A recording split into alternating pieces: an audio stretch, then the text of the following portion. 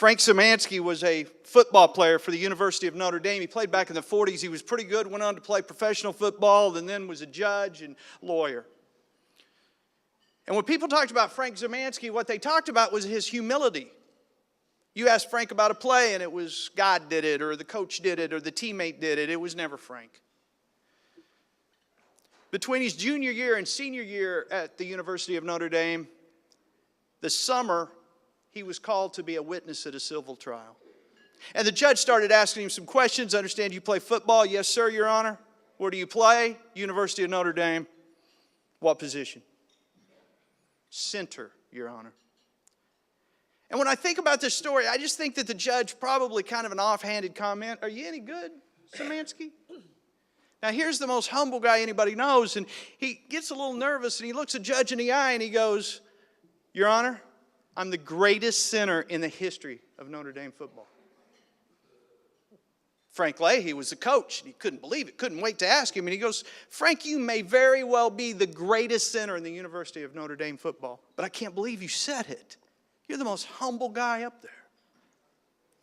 Szymanski was a little concerned. He goes, Coach, I hated to do it, but I was under oath.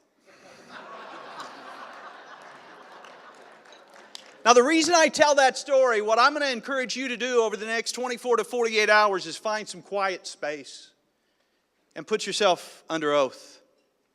I've got 3 questions. We're going to do one right now and a couple more because that with Galena math comes up to 3.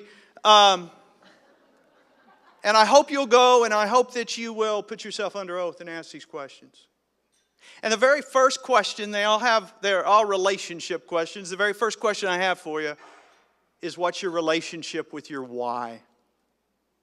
Now, talking to a successful room like this, you probably got your why figured out. Why were you placed on this earth? What are you supposed to do? And spending nearly 35 years in radio, a lot of people ask me, do I miss radio? And there are aspects I do, but it was time to move on. And a lot of things have changed, and in the morning, I have 27 things on YouTube that I listen to throughout the course of the morning. Not every morning, not to all of them, but Colin Cowherd is a radio host that's pretty good. He's made it nationally. He's moved from ESPN to Fox.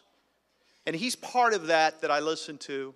I listen to the first 6 minutes or so of his show on Fox because he talks about the origin of when he decided to leave ESPN and go to Fox.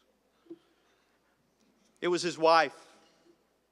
Because his wife looked at him, and as he tells the story, it's Connecticut, it's snowing, it's January.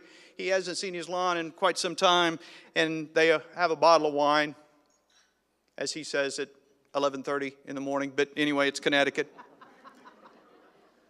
And his wife looks at him and said, you don't have the same energy. You don't have the same focus. Now till dead, are you living where you want to live? Are you doing what you want to do? And his answers were no and no. So they moved to L.A. and he's doing the show. I like listening to that very much because we all have that opportunity. We have the opportunity to ask ourselves those questions. And I'm not trying to get anybody to move, and I'm not trying to get anybody to get out of the real estate industry. But I will tell you this, and you'll think it's a joke, and it is not. The radio industry is better because I left it because it was time to go. Tonight, we're honoring a lot of professionals. We're honoring people that give back to their community. They give back to their careers in their industry. If you're not there, if the answer's no and no, be honest with yourself. Because life's a whole lot better when the answer is yes and yes.